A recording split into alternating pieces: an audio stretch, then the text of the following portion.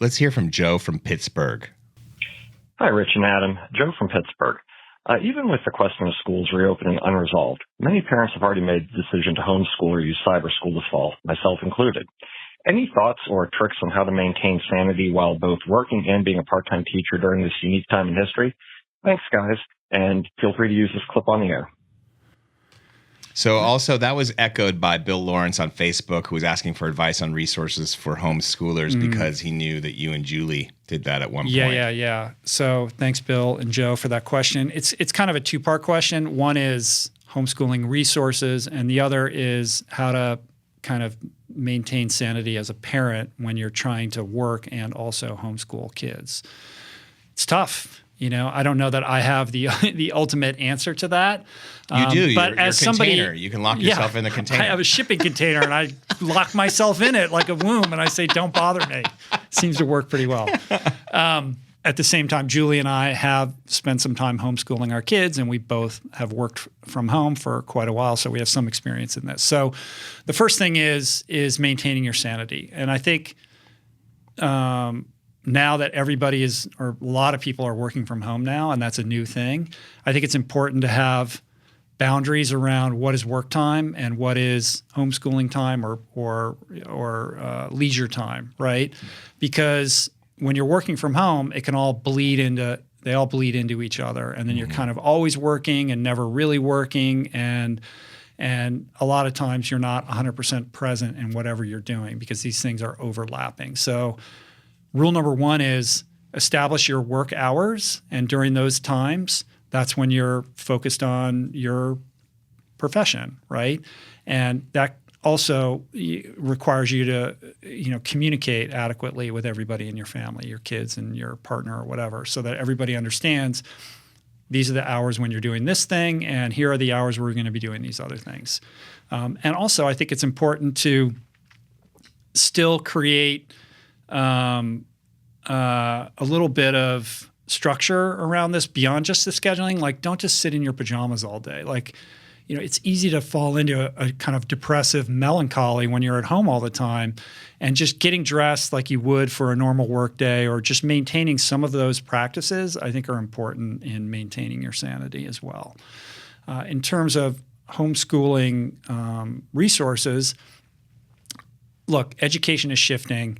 As Professor Galloway will tell you, coronavirus is an accelerant on online learning, right? Like a lot of the traditional structures around education, I don't think are going to come back. I think we're going to see a lot of mid-tier colleges go out of business. I think we're going to see this push towards more and more online learning, and we're going to see a maturation of the technological platforms that are conducive to that.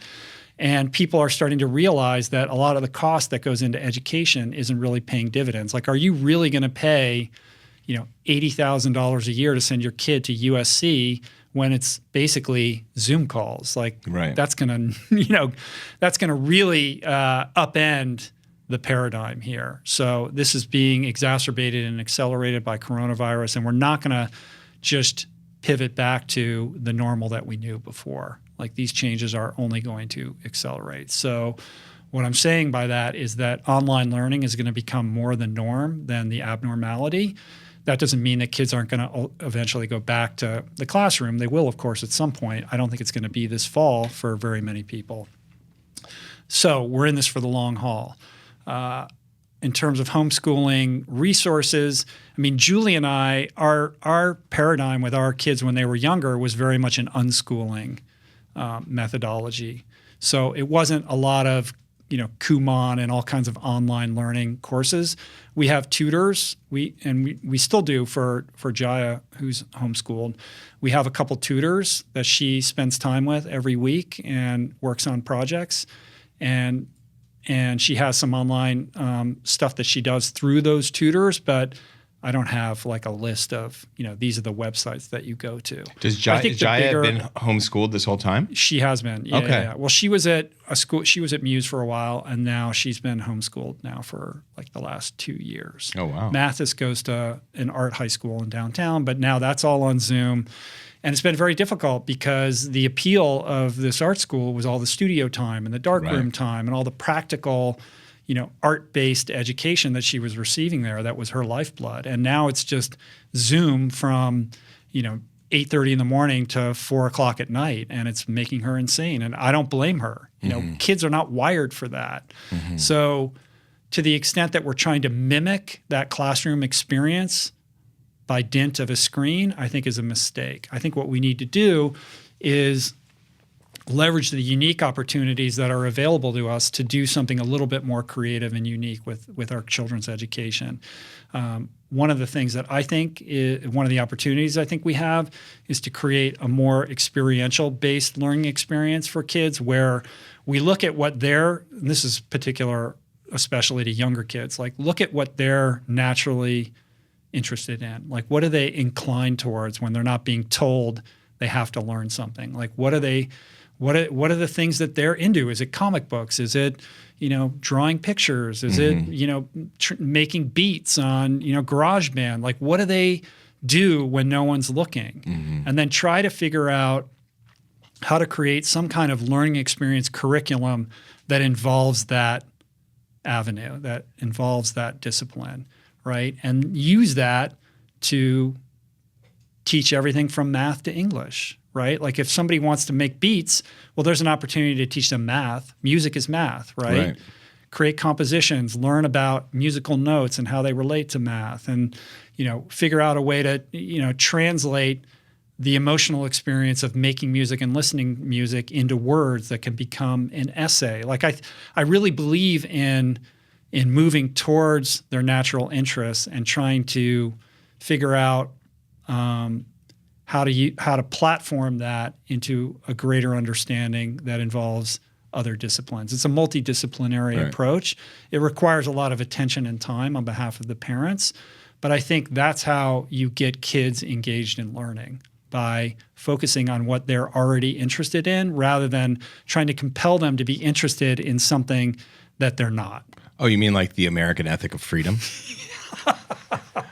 What do you mean by that? You have to at least an hour a day. I want them to be indoctrinated on how freedom is so vital. Okay. That's important. No, but I think it's really interesting. It reminds me of an old Outside Magazine article that I read. It was like about unschooling his kids. Like he moved out to the woods with his wife and his 2 young kids, and the whole idea was they weren't going to homeschool; they were going to unschool. Yeah, and they were just going to live off the land and do the best they could. There was like a movie about that with Viggo Mortensen. Yeah. Well, yeah, the Captain Fantastic. That's different. I mean, Captain Fantastic. He ran a real school. Right. That he did. Yes. Those kids were smart. Or like that movie Hannah. Yes. Did you see? Yes, it's like survival school. That was different. Yeah. That was like very specific type of homeschooling. Captain Fantastic meets like the girl with the dragon tattoo. Yeah. But I think that's really interesting. Not mimicking normal school. What you pointed to there, that's liberating for parents, because I think a lot of people want to do that because they think, and it's also that goes for don't mimic the normal workday. Like you said, you need to be able to be okay with working 4 or 5 hours maybe instead of 8, and do it in a really concentrated fashion, and then do the same thing with the schooling. Maybe a morning session and an afternoon session, and just like these are all moving parts. They don't have to look the same way that they did. And there's a lot of fear with that. Yeah, I've experienced this myself because I'm a product of a very traditional education, and I'm a successful product of that system, right? Yeah. I went to prep school, and I went to fancy colleges, and I went to law school. And so when I look at my kids, I think, well, they need to have that experience, or, I need to make sure that the value that I experienced is part of their upbringing. And for me, it's been a process of letting go of a lot of that, because in truth, the educational system is ripe for a reboot. I mean, we're dealing with the legacy of a system that was created, at the dawn of the industrial age to basically create a productive workforce that was capable. And it really hasn't evolved much past that in any real tangible way. Now we have this moment, this interruptive moment in which we have the opportunity to really evaluate the validity of this system and reimagine and reinvent it.